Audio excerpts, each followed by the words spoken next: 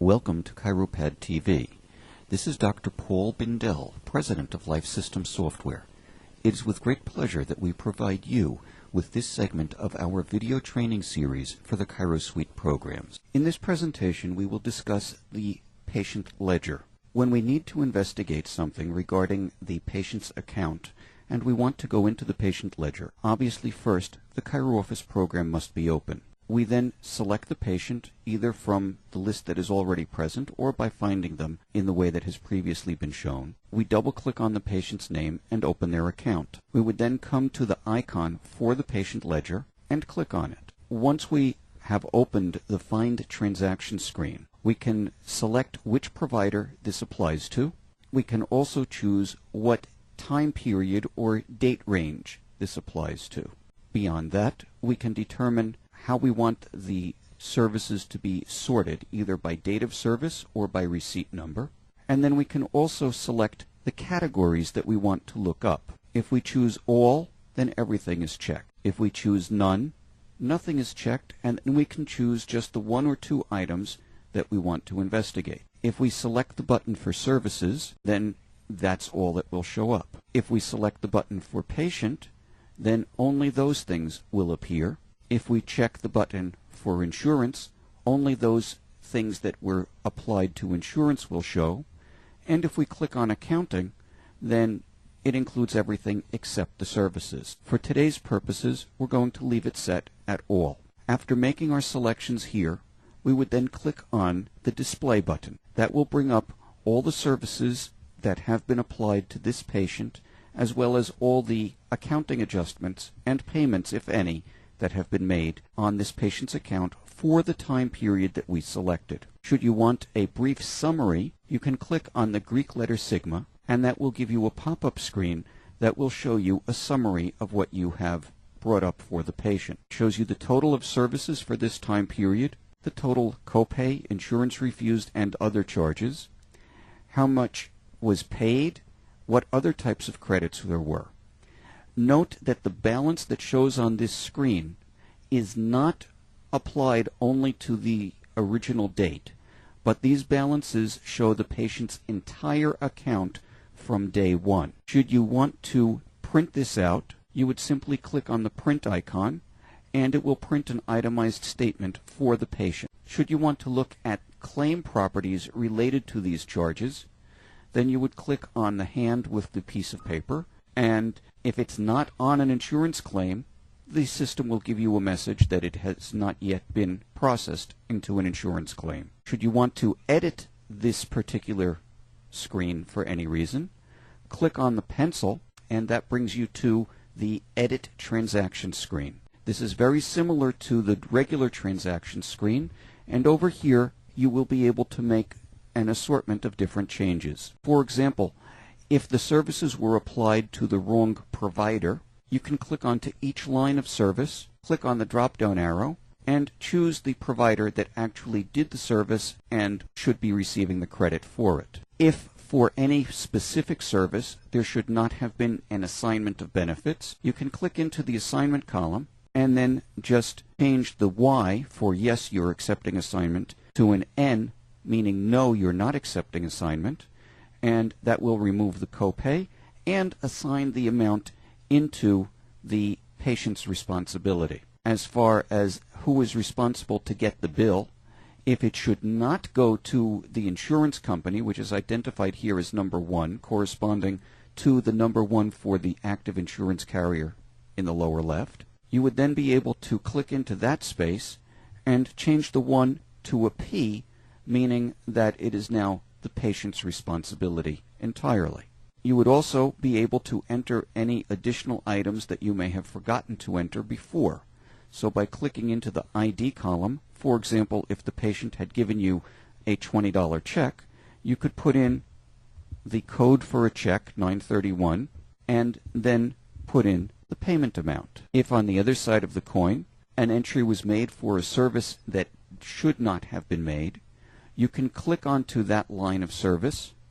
While holding the Control key down, hit the Delete key one time, and it removes that particular service from the list. Once you have finished editing this particular screen, Should you desire to print out a receipt, you would be able to click on the print icon, or if you just want to save it, just click on the save icon, and that will update all the changes that you have made. As you will note, when it comes back into the accounting ledger, it shows you that for one particular service, it has nothing to do with an insurance carrier or an insurance claim, and therefore it is the patient's responsibility. The check payment has also been added on to the list. In this way, you can make use of the accounting ledger and verify what is going on in the patient's account.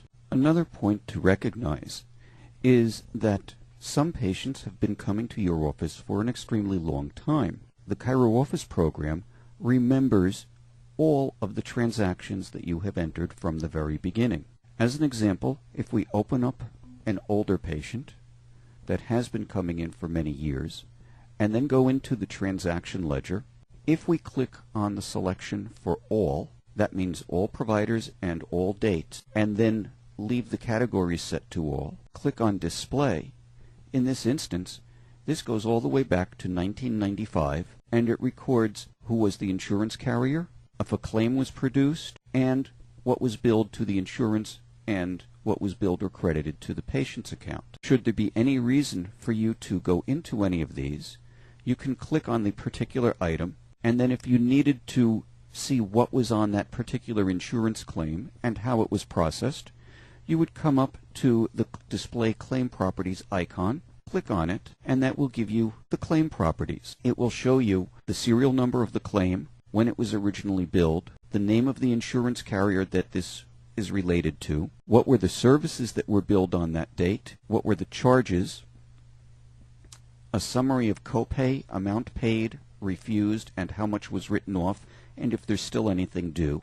It will also show you that based on the date of service, there was an entry made of an insurance payment or an insurance write-off, and if there is more information than what can fit on the screen, this information will just continue on down and you'll be able to scroll through it. In addition, you would be able to click on Submission History and see all the dates on which this claim was submitted. Claim History Log is for you or your staff to simply type in any information about the history of this claim.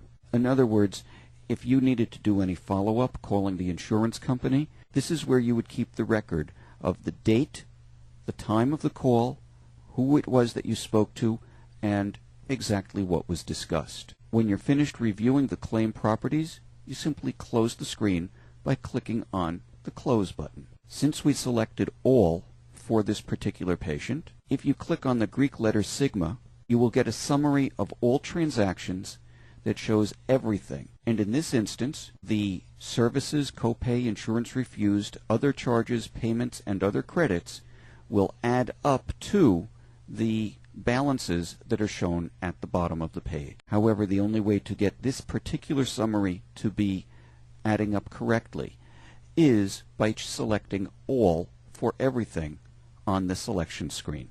If you wanted to change the date range or any of the other factors for what you're looking up, simply click on the binoculars.